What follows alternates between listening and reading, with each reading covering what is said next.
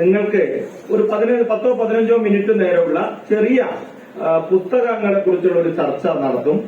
ആദ്യം ചർച്ചയിൽ പങ്കെടുക്കുന്നത് കതിരൂർ വിന്നേഴ്സ് ലൈബ്രറിയുടെ കഴിഞ്ഞ വെക്കേഷൻ കാലത്ത് അവര് നടത്തിയ പ്രതിഭ എന്ന ഒരു വായന വർദ്ധിപ്പിക്കാൻ വേണ്ടി നടത്തിയ ഒരു പദ്ധതിയുടെ ഭാഗമായിട്ട് ഏറ്റവും നല്ല വായന നടത്തിയ കുട്ടികളെ കൂട്ടത്തിൽ ഒരു മോളായിട്ടുള്ള പാർവതി മോള്, അവളാണ് ആദ്യം ഈ ഉദ്ഘാടന ചടങ്ങ് കഴിഞ്ഞ ഉടനെ ഇവിടെ പുസ്തക ചർച്ച തുടങ്ങുന്നത്.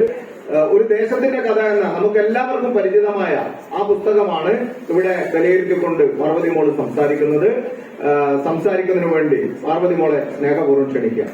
വേദിയിലും സദസ്സിലും ഇരിക്കുന്ന ഗുരുജനങ്ങളെ, എന്റെ പ്രിയ കൂട്ടുകാരെ, ഏവർക്കും എന്റെ സ്നേഹവന്ദനം. ഞാൻ പാർവതി, കതിരൂർ സ്കൂളിൽ 6ാം ക്ലാസ്സിലാണ് പഠിക്കുന്നത്. ഞാൻ വിന്നേഴ്സ് പ്രതിഭയിലെ ഒരു അംഗം കൂടിയാണ്. എന്റെ ഈ ഒരു കാലയളവിൽ ഞാൻ ഇംഗ്ലീഷിലും മലയാളത്തിലുള്ള ഒരുപാട് പുസ്തകങ്ങൾ വായിച്ചു. പിന്നെ ഈ കഴിഞ്ഞ കർക്കിടക മാസത്തിൽ ഞാൻ എഴുത്തച്ഛന്റെ അധ്യാത്മ രാമായണം വായിച്ചു. അതുകൂടാതെ ചില എഴുത്തുകാരെ എനിക്ക് കാണാനും പരിചയപ്പെടാനും സാധിച്ചു.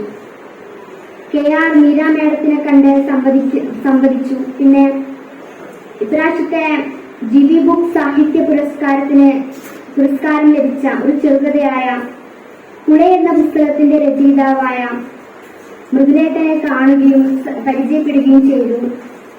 പിന്നെ ഇപ്പോ കമ്പിളിക്കണ്ടത്തെ കൽഭരണികൾ എഴുതിയ ബാബു അബ്രഹാം സാറിനെ കണ്ട് സംവദിച്ചു. പിന്നെ തുഞ്ചത്ത് പോയപ്പോ അവിടുന്ന് ശ്രീകുമാർ സാറുമായി സംവദിച്ചു.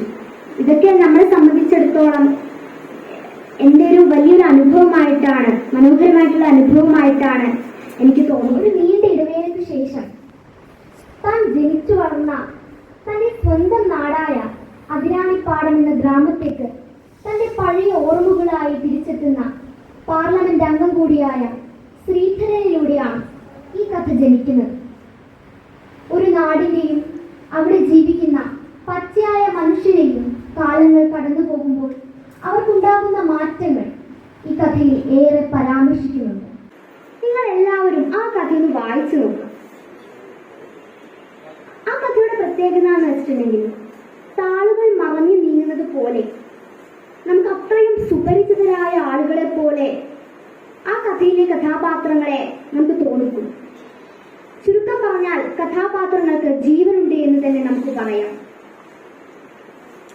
നിങ്ങൾ ഈ പുസ്തകം വായിച്ച് തീരുമ്പോഴേക്കും നിങ്ങൾക്ക് വേറൊരു വ്യത്യസ്തകരമായ പുസ്തകം വായിക്കണം എന്ന് നിങ്ങൾക്ക് തോന്നും.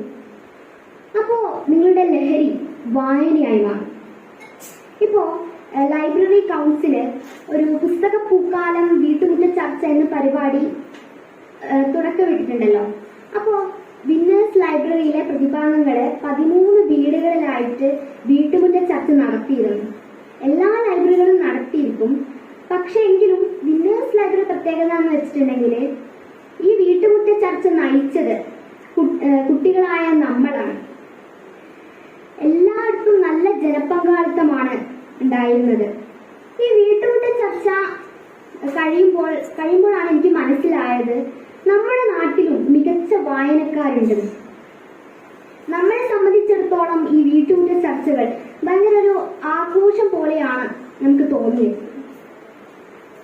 ജീവിതത്തിന്റെ സമസ്ത മേഖലകളിൽ കരുത്തോടെ നേരിടാനും യാഥാർത്ഥ്യ ബോധമുള്ള ജീവിത വീക്ഷണം രൂപപ്പെടുത്താനും വായന നമ്മെ സജ്ജമാക്കുന്നു.